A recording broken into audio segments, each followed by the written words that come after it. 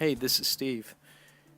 In the summer of 2010, the city of Astoria, Oregon held a 4-day celebration commemorating the 25th anniversary of the Goonies. Among the highlights of the weekend was the grand opening of the Oregon Film Museum, which is housed in the jail featured in the opening scenes of the movie. Joey Pants, who plays Francis Fratelli, was there for the opening ceremony, and there was a special Goonies exhibition featuring props and other memorabilia. The festival's schedule included a number of Q&As and meet and greets with the cast and director Richard Donner. When I first got into town, I went into a comic book shop and found 2 vintage Goonies coloring books. So I got both of them, one for each of my boys. As I met the celebrities over the course of the weekend, I'd have them autograph both books. The only one of the 4 Goonies not in attendance that weekend was Data. In addition to the meet and greets, there were also bus tours throughout the weekend. This bus tour was a massive undertaking. The folks at the Chamber of Commerce had rounded up volunteers to drive busloads of tourists around town.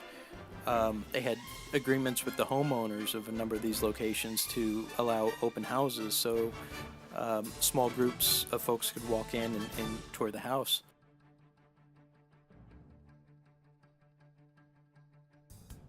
As the bus tour progressed, we fell further and further behind schedule. At one point, the bus driver announced that we were a good 15-20 minutes behind schedule and asked if we would be willing to forego visiting the bowling alley that Chunk was at the opening scenes, where he pressed up against the window and was watching the police chase. A riot nearly broke out. Needless to say, we didn't skip anything.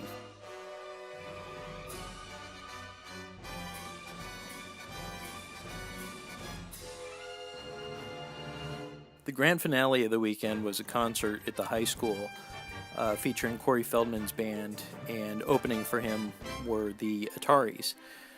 After the concert, Corey hung out and would meet anybody and everybody that was there.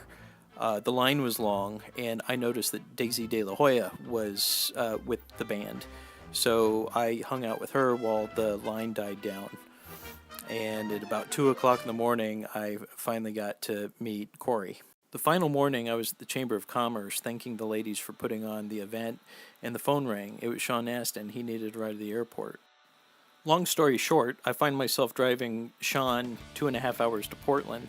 During a lull in the conversation, I tell him that my brother had recently seen Biff from Back to the Future at a comedy club. Biff thought my brother was recording video with his phone, so he grabbed the phone, shoved it down his pants. My brother went on Facebook to brag about it. Then Sean and I looked at each other. Hey, what do you think of my video camera? Oh, that's pretty cool. Yeah. Hey, have you seen my phone? Your phone? Yeah. Yeah, right. It's in my pants, dude. Man, Woo, hold on. Wait.